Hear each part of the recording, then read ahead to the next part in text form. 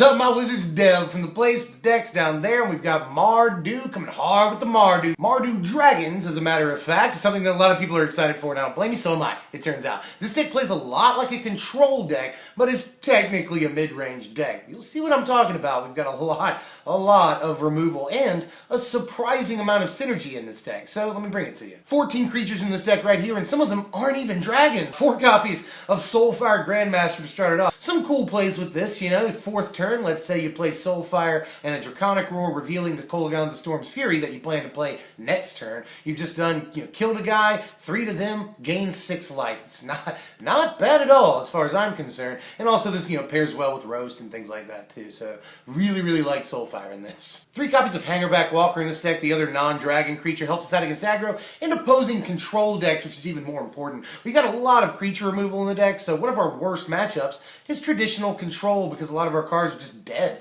against them, and that kind of sucks in the first game. So something like Hangerback Walker really helps, because if they do remove it, we get some flyers, which they then can't block, and they have to mass remove, or they can just keep letting a fairly big creature at the end of the day come through. It's going to start off as a 1/1, but eventually this will get to 3/3 and just start swinging face. Here are the dragons finally. 4 copies of Thunderbreak Region in this thing. Don't really have to go into that. We're playing red playset of Thunderbreak Region in this Dragons deck, right? 2 copies of Kolaghan the Storm's Fury, which I will get to in just a second, and 1 copy of Dragon Lord Kolaghan, which is fine against other control decks if we can resolve it. And obviously all your creatures have haste. That's insane when we're playing, a bunch of dragons in the deck too. So yes, at least 1 copy of Dragon Lord Kolaghan. But the Storm's Fury is really interesting because he helps us out against decks that have, sorcery speed mass removal. That dash is actually really impactful against some decks that want to play cards like, Languish. That's a pretty important thing.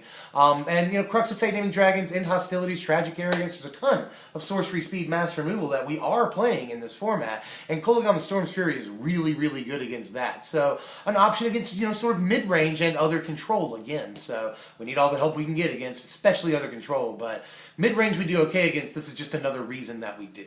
20 spells in the deck, most of which are removal. 2 copies of Duress, which I do count as removal. I'd like to play 3 copies of Duress, to be honest. I just don't know what to cut.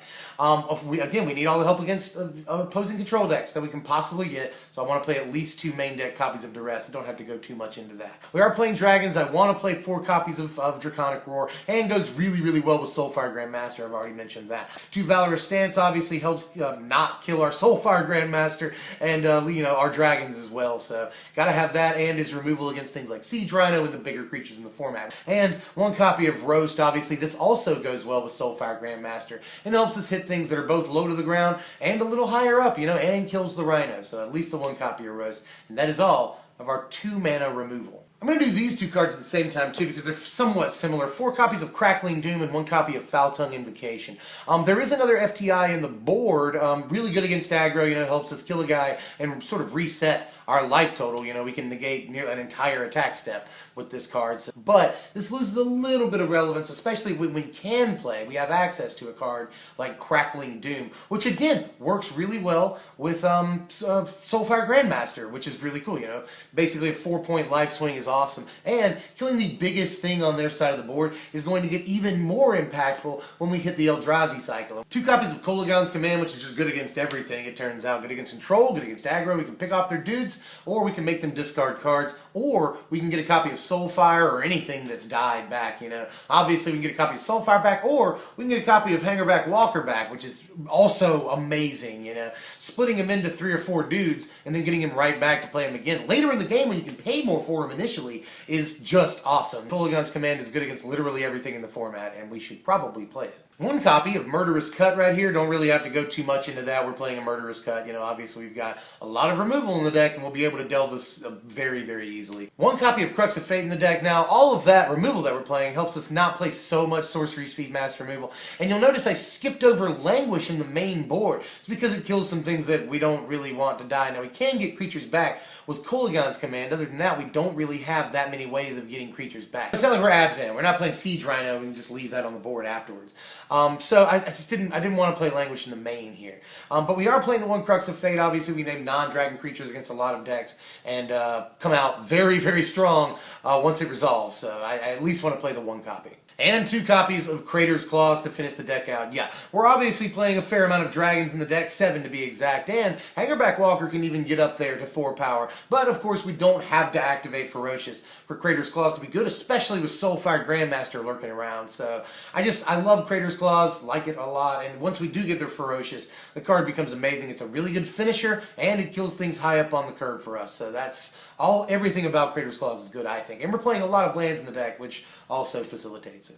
26 lands in this deck, here they are. I mean, the Mardu mana base is fairly much figured out by now. We will be helped out a little bit, I think, by the new lands, the Tango lands. And we'll probably play a man land or two in this control deck, definitely. I would say almost definitely. I wouldn't mind playing the black-white man land, especially. Here is the board right here. Yeah, we've spread it around here. We can do a little bit more against aggro and creature-based decks, and we can do a little bit more against control decks. I've tried to strike a sweet spot here, and we are fairly strong after boards. The deck has a great chance of winning, honestly, pre and post boards, although we do have problems against control in Game 1. But in Game 2, we can really do some things. And obviously, notice the one thing before I move on.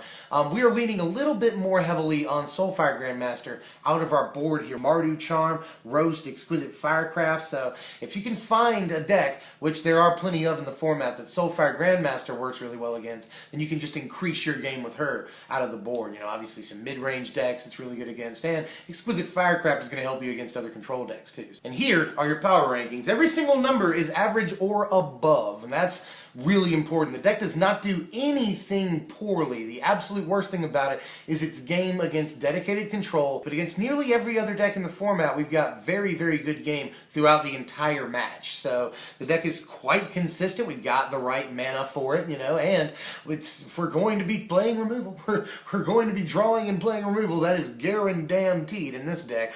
So very consistent there. We've got this is a who's who of very, very powerful cards in these colors, so the power stat is really high. I mean, there's really nothing wrong with this deck, and a surprising amount of synergy, you know. We're playing Draconic Roar and FTI because we're playing so many dragons. Crater's Claws has synergy with the big cards that we're playing.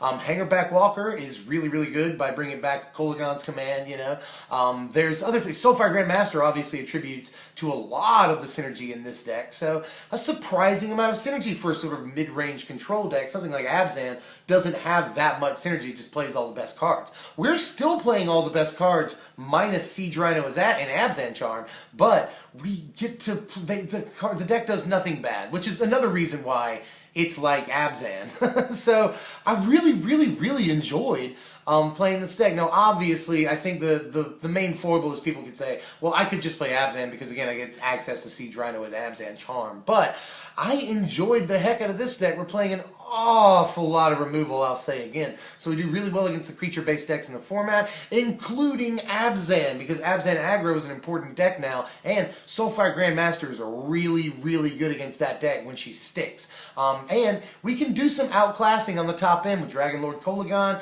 and Kolagon the Storm Fury dashed in against their Languish and Crux of Fates is really, really, really good, it turns out. So we got a lot of good options against a lot of the good decks in the format, and I really, really think it's awesome. That's all I gotta say about it. That's all I've got for right now. Let me know what you want to see next time. I'm working on a few things. I've got a lot of ideas, but a lot of them involve Battle for Zendikar, and I want to do at least 1 to 2 more deck techs before I start releasing BFZ Tech decks, which will be in the next week or so. But I want to get one more good solid deck in this sort of format before I move to BFZ. So let me know what you want to see and I'll get that put up. Obviously the BFZ decks we're working on, like green-white hardened scales or even Abzan hardened scales. And also 5-color controller or 4-color controller. Been working on that forever. So let us know what you want to see. You know, I'm always down to take requests, and we will do that next time. Whatever piques my interest the most. In any case, I'm Dev from SBMTG. If you enjoyed the content, please like, please share, please comment, and if you haven't yet, please subscribe. You have no idea how much help sharing does, and liking it makes us feel really good, and it helps with the algorithm. So please do all those things if you enjoyed the content, and I'll see you guys next time, man. Thanks for watching, my wizards.